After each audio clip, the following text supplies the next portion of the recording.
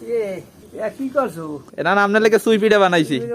ঘেরানি মসজিদ করে ঘেরানি চলে মসজিদ বাইরে গেলাম। ছোট সময় একদম দেশে রস আসলে খানা রাত্রে রস নামাইয়া আবার জাল দিয়া পিঠের মতো করিয়া পিঠা বানাইছি, খাইতে কত মজা। হ্যাঁ, মজার দিন গেছি গিয়া। এই শীতের মধ্যে বরিশালের মানেরা সুই পিঠা খাইবে না, হইয়া কি হয়? হেলে কি আজকে আমরা বানাবো বরিশালের বিখ্যাত সুই পিঠা। এই সুই পিঠারে কিন্তু আরো অন্য নামও বলাই নয়। একটা হচ্ছে যাইয়া ছড়া পিঠা, আর একটা হচ্ছে সুশি পিঠা। সুই পিঠা বানানোর পারনে আমাকে মূল 4টা জিনিস লাগবে। প্রথমে লাগবে যাইয়া চাউলের গুঁড়ি, নাহেল, গরুর খাঁটি দুধ, আর লাগবে যাইয়া বাটালি মিঠা। প্রথমে আমাকে চাউলের গুঁড়িটা হিজাইনা লাগবে। এই হিজাইনার পারনে আমরা হাঙ্গালি দিয়ে প্রথমে জাল জ্বালাই নিতে আসি। হিজাইনার পারনে এখন দিব পানি, নুন।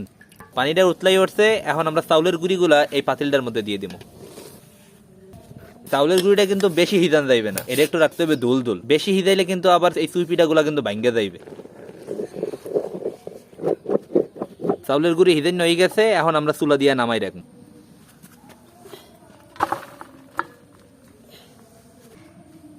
চাউলের গুঁড়িগুলারে তো আমরা হিজাই নিছি, এখন আমরা এই চাউলের গুঁড়িগুলারে ভালোভাবে মাইজা নিব। আম্মা এই চাউলের গুঁড়িগুলো মাজার লেগে এই পানি কি লেগে লাগতে আছে? এই যে চাউলের গুঁড়ির এইটা সেদ্ধ করছি, এইটা যেন হাতে না লাগে, এই জন্য একটু পানিতে চুবন দিতে হয় আটটারে। মোট কথা হয়েছে যে আপনারা যখন এই চাউলের গুঁড়িটা মাজবেন তখন আপনারা হাতে একটু পানি লাগাই লইবেন, হেলে আর আপনাকে হাতে চাউলের গুঁড়িটা লাগবে না। এই মাজা চাউলের গুঁড়িগুলো দিয়ে এখন আমরা গোল গোল গোল্লা বানাই নেব। এখন আমরা সুই পিঠার লতা দিব। এই ছোট ছোট গোল্লা দিয়ে আমরা লতা বানাবো। এখন এই সেপায়ের উপরে এই লতাগুলারে ছোট ছোট করে কাটটা এরপর সুই পিঠা বানাবো।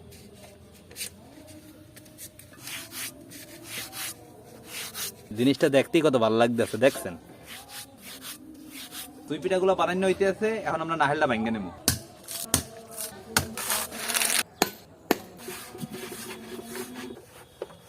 এখন আমরা এই বাটালি মিঠাগুলারে পুতা দিয়ে ছেঁচে নেব।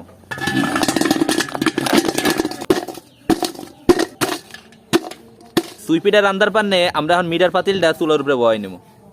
এখন দেবো পানি, নুন, কোরাইন না নাহেল। এখন উতলাইনার পান্নে বাড়সামো। এখন দেবো তেজপাতা। সুই পিঠা বানাইনার পান্না আমরা স্বাক্ষর করা পাতা নিতে আইছি। এই পাতাটারে কিন্তু অনেকে পোলাও পাতা নামেও চেনে।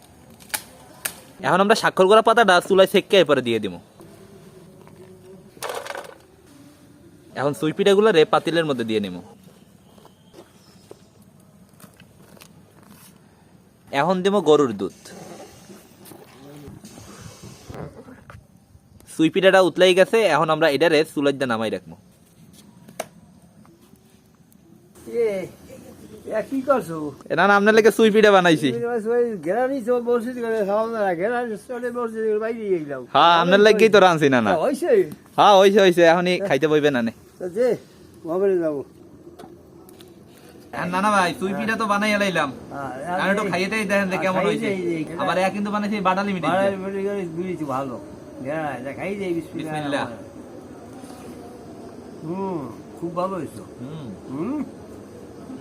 এই যে ঠান্ডা পড়তে আছে, না না এর মধ্যে এই যে সুই পিঠা অসাধারণ লাগবে। রসটা হইলে কিন্তু ভালো জমতে। না না রস মানে কাটা নাই তো, রস হয়ে যাইবে, ভালো যাইবে।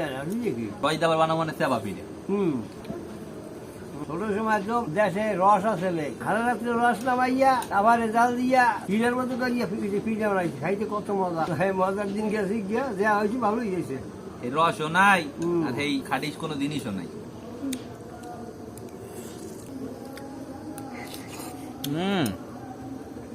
খাইতে দারুণ মজা।